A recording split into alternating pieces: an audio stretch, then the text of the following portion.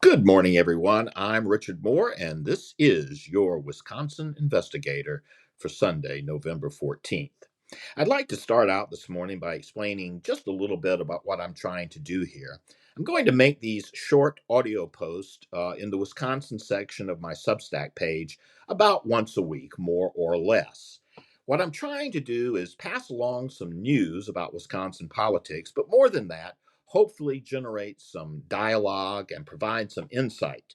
Too often, I think, in our political world here in Wisconsin, there's just too much spin on both sides of the aisle. Democrats shooting at Republicans and Republicans shooting back and forth. And there's too little real substantive dialogue on the issues that matter. For instance, in education or whether it's election integrity, all of these issues, the real finer points, the substantive points, get missed and dumped in the spin. And hopefully, we're going to dig into some of these issues and try to dig beyond the shell that is the politics of it all. And hopefully, also, we're going to be talking and focusing on other matters here in Wisconsin, such as democratic processes. This is important around the country as we see an authoritarianism take place on the left generally, and hopefully we'll be talking about how that is being mirrored here in Wisconsin, as well as open government. Not enough talk in the mainstream media about open government, and so hopefully we can do some of that as well. Now, I'm going to start today by talking about redistricting. Redistricting, of course, now is the hot button issue. And this past week, the legislative Republicans submitted their proposed maps. And oh, it's got the liberals and the left enraged. They say this is another radical attempt to redraw the districting maps, placed on top of the radical redrawing of the maps in 2011 after the 2010 census. And this is how Matthew Rothschild, the executive director of the Wisconsin Democracy Campaign, put it. He called them rigged maps. And he says, quote, the rigged maps largely keep in place the hyperpartisan maps of 2011, which a panel of federal judges had ruled unconstitutional, end quote. Radical, radical, radical. And we can't go back and we can't allow the Republicans to do what they did in 2010. Well, actually, the first point to be made is that what the Republicans did in 2011 after the 2010 elections, and of course, in 2010, you remember it was the rise of the Tea Party, and Scott Walker was elected governor, and the Republicans captured both the Senate and the Assembly, so they controlled everything. And, well, they drew the maps. The Democrats say it's gerrymandering, and certainly the Republicans will admit that they used their trifecta in government, their control, complete control of the government. They knew they could write the maps and they used and played within the rules, but they certainly drew those maps to their advantage. But was it really a radical redistricting? Let's take a look at some of the numbers and we'll show you, and I think the numbers show you that it wasn't radical at all.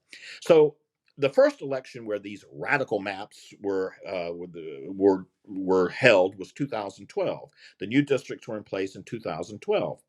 And the Republicans emerged in the state Senate, where there are 33 members, with 18.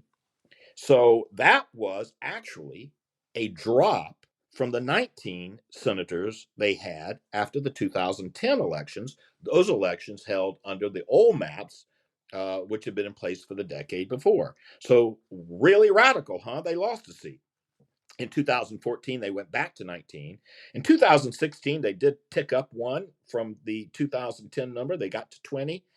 It was 19 in 2018, and in 2020, 21 seats. So hardly, if you take a look at the whole decade in the Senate, it was hardly a radical gain for the Republicans. It was a gain, a slight gain. We take a look in the Assembly, we see the same thing. Let me take a look at the numbers here. After the 2010 elections, where they had the Republican sweep, there were 60 Republican members of the Assembly. After the 2012 elections, the first elections where the new maps were, there were 60. After this last election, 2020, there are 61. A pickup over the decade of one seat. Hardly radical. Now, yes, it's slightly an uptick in both chambers, but mostly this can be explained by demographics. Throughout the past 10 years and the 10 years before that, we have become an increasingly urban state. This mirrors trends around the country. We're losing our rural populations, and urban centers are gaining. And of course, urban centers are mostly Democrats. They Democratic. The Democrats move and migrate, or they go to college and tend to stay there in the cities. And so, in the cities are very democratic, excuse me, and they pile up margins, but they're clustered in one area, and so they have fewer and fewer seats. This slight uptick that we saw in the Senate and the Assembly for Republicans in the past 10 years certainly can be explained by Democrats, by demographics, and certainly it wasn't anywhere near the radical gain that the Democrats and the liberals say was happening. Now, if we take a look back at that 2010 election, another point to make is that, okay, yeah, the Republicans swept the 2010 election. Well, elections have consequences. When the Democrats controlled the governorship in both chambers of the legislature, they drew the maps the same way. The point is that elections have consequences, and these elections in 2010 were held under the maps that were drawn in 2001 after the 2000 census. That was not a Republican drawn map. That was a map drawn by a federal court, a three-judge panel, and because the Democrats controlled the Senate and the Republicans controlled the Assembly, and so they weren't going to get together, and it ended up in the courts, and they redrew the maps. And then in within that decade, between 2002 and 2010, Republicans did increase their numbers substantially. But the Democrats also showed that they could win in those very same districts. They won, for instance, in the Assembly in 2006. They captured 52 seats, and the Democrats captured 47. It was a Republican majority, but that election saw the Republicans lose 8 seats from the 2004 election. And in 2008, the Democrats actually captured the Assembly. That was the Obama Democratic sweep year, and they got 52 seats. The same trend was happening over in the Senate as well. So we see that they could win in those districts. But in 2010, tired of Democratic policies both in the state and remember in 2009 and 2010, Democrats controlled both the U.S. House of Representatives, the U.S. Senate, and the presidency with Barack Obama. They slammed through Obamacare. People had enough of it. Sounds much like today's world. And so they voted the Democrats out in 2010, but they voted them out in seats that had not been drawn in a partisan way. They were drawn by a federal court. Now, that's partisan, as political as you always have politics in it, but it certainly wasn't drawn by a Republican legislature. And the Democrats also showed they could win if they had policies that appealed to the people.